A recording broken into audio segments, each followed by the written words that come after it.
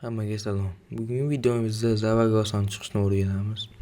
Birinchi o'rinda serverni almashtirishimiz kerak. Nimaga? Chunki Yevropa serverida PUBG'dagi o'yinchilarning ko'pi shu Yevropada o'ynaydi. Pro o'yinchilar ko'pi shu Yevropada o'ynaydi. Ping yaxshi bo'ladi. Yevropada o'yinchilar ko'pi sababi ham shu pingda. Tavsiya etilgan serverlar Koreya, Yaponiya, Amerika, Middle East. Shu serverlarda ochko past bo'ladi. Men o'zim ham Koreya serverida o'ynayman, lekin Koreya serverida minus taraflar ham bor. Birinchi bo'lib, ping muammo bo'ladi.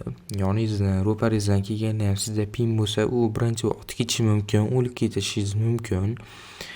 Ancha xalaq beradi bu narsa. Ikkinchi, bu o'yin sekin boshlanadi.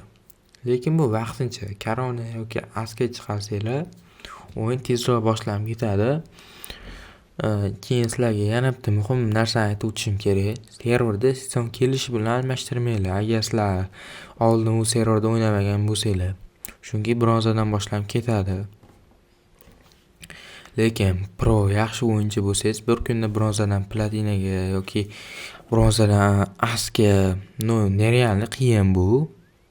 10 soat, 12 soat shunday o'ynasangiz, bronzadan aska chiqasiz. Internet, zaryadka, kuler shunaqalar bilan chiqib pro o'yinchi bo'lsangiz, xullas boshlashingiz mumkin sezon kelishi bilan serverda almashtirib. Maslahatim, yangi sezon kelishidan bir hafta 10 kun oldin o'zgartiring. 10 kun yoki bir haftadan ichida rankni 4800 ochkoga chiqarish kerak. Chiqarib qo'ysangiz, platina birdan boshlanib ketadi. Keyingi sezon kelsa, yangi sezon boshlanganda platina birdan boshlandi, 4800 ga chiqqanda va vaqtimiz ekonom bo'ladi ancha.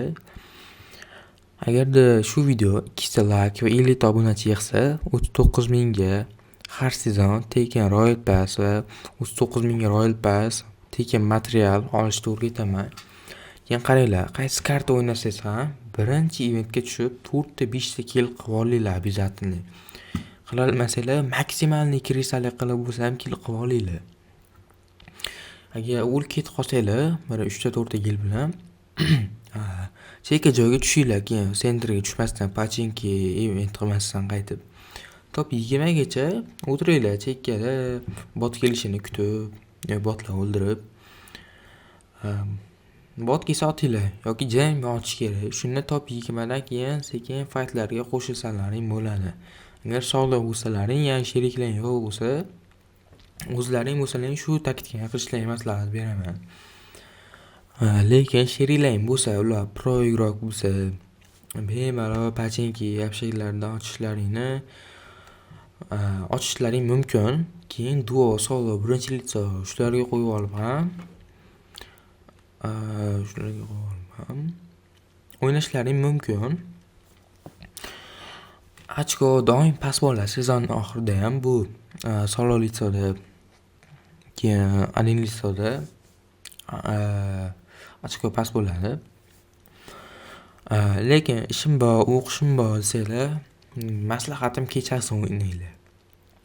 Kechasi hech kim xalaq bermaydi. Kofe ichib olsanglar, shu ozgina sog'liqlaring ketadi. Shunday bo'ladi. Keyin top 20 gacha ko'proq otishmasdan kill qilib yuringlar. Eventda kill qilib, keyin kamroq otishinglar, chunki ko'pchilik keladi. Lekin bu kamroq otishinglarning ham sababi u asdan keyin. Ungacha rank pas xohlaganlaringcha o'ynanglar. Hammaga xayr, hammaga rahmat. Like va obuna bo'lish esdan chiqmasin.